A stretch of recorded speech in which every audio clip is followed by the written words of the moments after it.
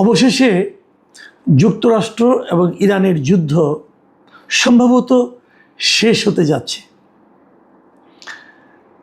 আগামী রবিবার, মানে জাস্ট একদিন পরে আর কি, আগামীকালকেই সুইজারল্যান্ডের জেনেভায় এ সংক্রান্ত একটা চুক্তি হওয়ার সম্ভাবনা আছে।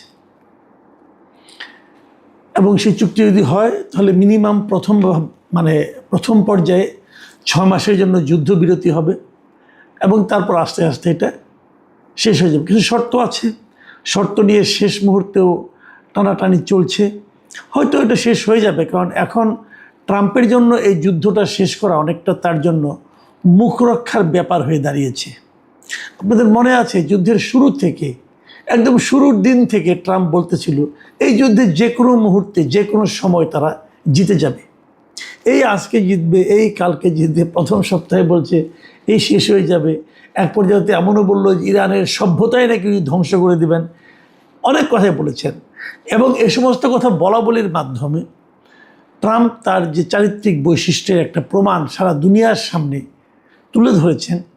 সেই বৈশিষ্ট্যটা কিন্তু, সেই প্রমাণটা কিন্তু, সেই চিত্রটা কিন্তু যুক্তরাষ্ট্রের মতো একটা দেশের যে প্রেসিডেন্ট, তার যে ভাবমূর্তি থাকার কথা সে পর্যায়ে নয়, বরং সেটা ট্রাম্পের জন্য অনেকটাই অপমানজনক। উনি ক্রমাগত ভুল তথ্য দিয়েছেন, মিথ্যা তথ্য দিয়েছেন, নিজেও মিথ্যা বলেছেন, একে অন্যের উপর দোষ চাপিয়েছেন, কখনো এর উপর দোষ চাপিয়েছেন, কখনো তার উপর দোষ চাপিয়েছেন, কিন্তু কোনো কিছুই করেই উনি শেষ পর্যন্ত মুখ রক্ষা করতে পারেননি এবং নিজের ইমেজটাকে গড়ে তুলতে পারেননি। জাতীয় পর্যায়ে তার দেশে তেলের দাম বেড়ে গেছে, জনসাধারণের মধ্যে যুদ্ধবিরোধী যে অবস্থানটা, মনোভাবটা, সেটা প্রকাশ্য হয়েছে, তার বিরুদ্ধে বিক্ষোভ হয়েছে এবং যে রিপাবলিকান দলের উনি সদস্য, সেই রিপাবলিকান দলের মধ্যেও তার ব্যাপারে অনেক আপত্তি এবং ক্ষোভ জন্ম নিয়েছে, প্রকাশিত হয়েছে। এই সামনে নভেম্বরে তাদের একটা মধ্যবর্তী নির্বাচন আছে, সেই নির্বাচনে রিপাবলিকান দলের একটা ভয়ঙ্কর পরিণতি হতে পারে বলে অনেকে ধারণা করছেন। কী হবে শেষ পর্যন্ত বলা বড় কঠিন। তো এই অবস্থায় রবিবার যে যুদ্ধবিরতি হতে যাচ্ছে এবং যুদ্ধের শেষের যে একটা চুক্তি হতে যাচ্ছে, এই চুক্তিটাকে কে কীভাবে দেখছে? ইরানের যিনি পররাষ্ট্রমন্ত্রী আছেন আব্বাস আরাগাচি, এই যুদ্ধকে কেন্দ্র করে এই ভদ্রলোক কিন্তু খুবই পরিচিত মুখ হয়ে গেছেন সারা দুনিয়ার কাছে। তিনি বলেছেন এই সংঘাতের মধ্য দিয়ে তার দেশ আরও শক্তিশালী হিসাবে আত্মপ্রকাশ করছে এবং ইরানের টেলিভিশনে এই আব্বাস আরাগাচি বলেছেন যে যুক্তরাষ্ট্রের সঙ্গে যুদ্ধে শেষ পর্যন্ত ইরানেরই বিজয় হয়েছে। যদিও যুক্তরাষ্ট্রের যারা সামরিক ব্যক্তি যারা আছেন তারা নিজেরা বলা বলি করছেন এবং বলার চেষ্টা করছেন যে এই যুদ্ধ মোটামুটি আমেরিকা যা চেয়েছিল তা অর্জন করতে পেরেছে। এখন শেষ মুহূর্তে যে আলোচনাগুলি হচ্ছে যে যুদ্ধ শেষ হলে পরে ইসরায়েলের কী অবস্থান হবে। যদ্দূর জানা গেছে ইসরায়েল কিন্তু এই যে ইরান এবং যুক্তরাষ্ট্রের মধ্যে যে যুদ্ধ বন্ধের যে চুক্তি হতে যাচ্ছে, যেটাতে নাকি ইরানের আপনার স্পিকার মোহাম্মদ বাগের গালিবাফ এবং যুক্তরাষ্ট্রের ভাইস প্রেসিডেন্ট জেডি ভ্যান্স এরা স্বাক্ষর করতে পারেন বলে যেটা ধারণা করা হচ্ছে, সেই চুক্তিকে ইসরায়েল কিন্তু ভালোভাবে নিচ্ছে না। তারা নিজেদেরকে অপাঙ্ক্তে মনে করছে যুক্তরাষ্ট্র তাদের সঙ্গে ঠিকঠাক মতো বোধ হয় ব্যবহারটা করছে না।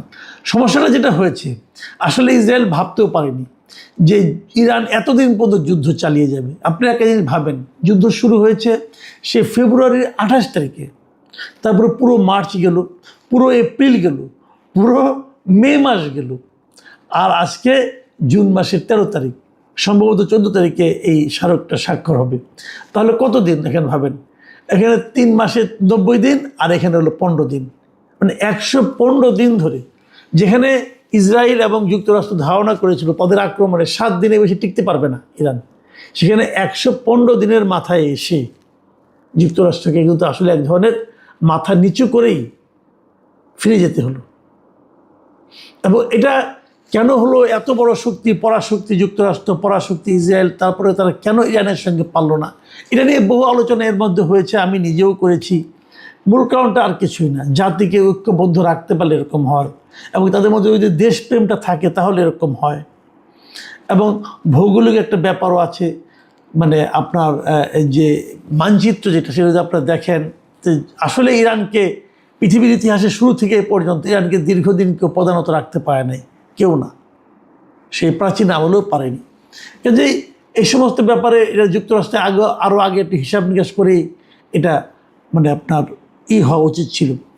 এখন প্রশ্ন হচ্ছে, যে কথাটা শুরুতেই বললাম, যদি ইরান দাবি করছে তারা এই যুদ্ধে জিতেছে, যুক্তরাষ্ট্র দাবি করছে তারা এই যুদ্ধে তারা যা চেয়েছিল তা অর্জন করতে পেরেছে, কিন্তু আসলে লাভবান কে হলো? আসলে যুদ্ধে কে জিতল?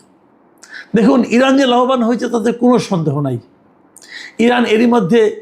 ইরান কিন্তু পুরো মধ্যপ্রাচ্যে তার যে একটা ক্ষমতা, তার যে একটা জোর, তার যে একটা প্রভাব, এটা কিন্তু সে এরই মধ্যে প্রমাণ করার চেষ্টা করেছে।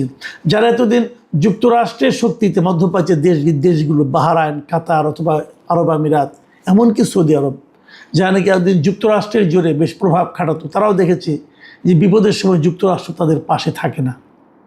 কাজেই এবং বিপদ যখন হয়েছে, ইরান কিন্তু সেই কৌশলটা অবলম্বন করেছে। এই দেশগুলিতে সে কিন্তু নানা রকম ড্রোন হামলা চালিয়েছে এবং তাদেরও ইরান নিয়ে একটা ভীতি তাদের মধ্যে জন্ম নিয়েছে এবং তারা নিজেরাও এখন ইরানের সঙ্গে নানাভাবে সমঝোতা করার জন্য, মৈত্রী স্থাপন করার জন্য, বন্ধুত্ব করার জন্য হাত বাড়িয়েছে। এরই মধ্যে সংযুক্ত আরব আমিরাত মানে ইউএই, তারা ইরানের সঙ্গে এই মর্মে একটা চুক্তির মতো করেছে যে তারা যাতে নাকি ইরান তাদের যে এই মানে আরব আমিরাতে আর যেন হামলা না করে, এবং এই শর্তে তারা কয়েক হাজার কোটি ডলার তারা ইরানকে দিচ্ছে। অনেকে বলছে এটা আরব আমিরাত নিজের থেকে দিচ্ছে, আবার কেউ কেউ বলছে যে না, এই যুদ্ধের সময় ইরানের তেল বিক্রির যে টাকা আরব আমিরাতের বিভিন্ন ব্যাংকে আটকা পড়েছিল, সেই টাকাগুলি তারা দিচ্ছে। এখন নিজের থেকেই দেখ আর ইরানের টাকাই দেখ, টাকা দেওয়ার মাধ্যমে কিন্তু আরব আমিরাত যুক্তরাষ্ট্রের সঙ্গে একটা মৈত্রীর সম্পর্ক করার জন্য হাত বাড়ালো। এবং এরই মধ্যে এটাও শোনা গিয়েছে যে যুক্তরাষ্ট্রের কাছেও কিন্তু নাকি ইরানের মানে কয়েক বিলিয়ন, প্রায় 20-22 বিলিয়ন ডলারের মতো আটকা আছে, সেগুলোও নাকি যুক্তরাষ্ট্র ইরানকে ফেরত দিয়ে দিবে। তার মানে ওইভাবে ধরতে গেলে যুদ্ধে কিন্তু ইরানেরই লাভ হলো এবং যুক্তরাষ্ট্রের পরাজয় হলো। আমরা যদি আরও মানে একটু ব্যাপকভাবে জিনিসটা নিয়ে আলোচনা করি, তাহলে আসলে এই যুদ্ধে লাভবান কে হলো সেভাবে যদি আপনি ধরেন, তাহলে দেখবেন এই যুদ্ধে আসলে বিজয়ী হয়েছে রাশিয়া এবং চীন।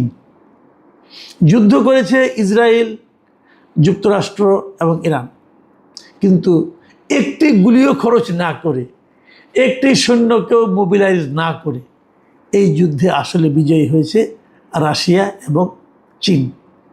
কিভাবে দেখেন, কতগুলি কথা বলি আপনাকে। সারা বিশ্বে তেলের দাম বেড়ে গেছে এই সময়ে, তাহলে সেখানে রপ্তানি এই সময় কিন্তু একচেটিয়া তেল বিক্রি করেছে রাশিয়া। তারা রপ্তানিকারক দেশ হিসাবে, বিকল্প উৎস হিসাবে মধ্যপ্রাচ্যের তেল কিন্তু অনেকে কিনতে পারেনি এই হরমুজ প্রণালীর কারণে। কাজে একচেটিয়া তেল বিক্রি করছে রাশিয়া। কেবল তাই নয়, রাশিয়া এই সময়ে এই যুদ্ধে কিন্তু যুক্তরাষ্ট্রের যে সমরাস্ত্র যেগুলো নিয়ে যুক্তরাষ্ট্রের বাহাদুরি শেষ ছিল না, যে খুব ভালো অস্ত্র, এই অস্ত্রকে কেউ হারাতে পারবে না, এই ড্রোনকে কেউ ধরতে পারবে না, যে বড় বড় কথা ছিল যুক্তরাষ্ট্রের, সেই অস্ত্রগুলো আসলে যে তেমন কোনো কাজের নয়, এটা কিন্তু এই যুদ্ধে প্রমাণিত হয়েছে। তার চেয়ে ইরান যে অস্ত্রগুলি ব্যবহার করেছে ওগুলোর চেয়ে বেটার হিসেবে কিন্তু প্রমাণিত হয়েছে। হওয়ার কারণে যুক্তরাষ্ট্রের যে অস্ত্রের বাজার, সেটা কিন্তু সারা দুনিয়ার কাছে যারা নাকি অস্ত্র কিনতো আগে, তারা কিন্তু যুক্তরাষ্ট্রের অস্ত্রের উপর এখন আর নির্ভর করতে হয়তো বা চাইবে না। এর বিকল্প হিসেবে চীনের অস্ত্র, রাশিয়ার অস্ত্র, এগুলো কিন্তু বাজার বাড়বে না। অস্ত্রের বাজারে যুক্তরাষ্ট্রের এক ধরনের পরাজয় হয়েছে।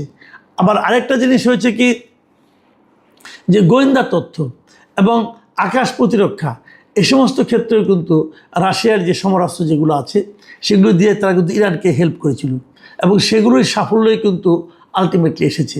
এবং বিভিন্ন দেশ এখন তাদের নিজস্ব প্রতিরক্ষা ব্যবস্থাকে শক্তিশালী করার জন্য যুক্তরাষ্ট্রের পরিবর্তে তারা কিন্তু রাশিয়ার দিকে ঝুঁকছে। এর আগেও আপনারা দেখেছেন যে চীনেরও কিছু অস্ত্র কিন্তু পাকিস্তান ব্যবহার করে তারা সাফল্য পেয়েছিল। সেই চীনের অস্ত্রের প্রতিও কিন্তু মানুষের এখন একটা আকর্ষণ বাড়ছে। তো এখান থেকে আমরা একটা জিনিস বুঝলাম যে হাতে আপনি যত অর্থই থাকুক না কেন, যত অস্ত্রই থাকুক না কেন, যদি আপনার লিডার যদি দূরদৃষ্টি সম্পন্ন না হয়, তাহলে আসলে আপনার পরাজয় ছাড়া আর কিছু নাই। সারা দুনিয়াতে যুক্তরাষ্ট্র যেরকম নিজেদেরকে বিশ্ব মোড়ল হিসাবে বলার চেষ্টা করত, সেটা সম্ভবত এখন আর তাদের পক্ষে সেভাবে বলা সহজ হবে না। প্রিয় দর্শক, আমাদের দিক থেকে স্বস্তির ব্যাপারে একটাই, যে যুদ্ধটা শেষ পর্যন্ত থামলো। হয়তো থামবে, বলা যায় না, কারণ ট্রাম্পের মাথার কোনো ঠিক নাই, আবার কখন কী করে বসে। তারপরেও যতটুকু বুঝতে পারি, আমার মনে হয় যুদ্ধের একটা সমাপ্তি ঘটতে যাচ্ছে। আমরা সবাই যুদ্ধ আসলে চাই না, যুদ্ধ কাউকে কখনো শান্তি দেয় না, স্থায়ী শান্তি তো দেয়ই না। আমরা আসলে শান্তি চাই, সারা দুনিয়ার শান্তি চাই আমরা। দেখা যাক সামনের দিনগুলিতে কী হয়। প্রিয় দর্শক, এখানে পর্যন্তই। আল্লাহ হাফেজ।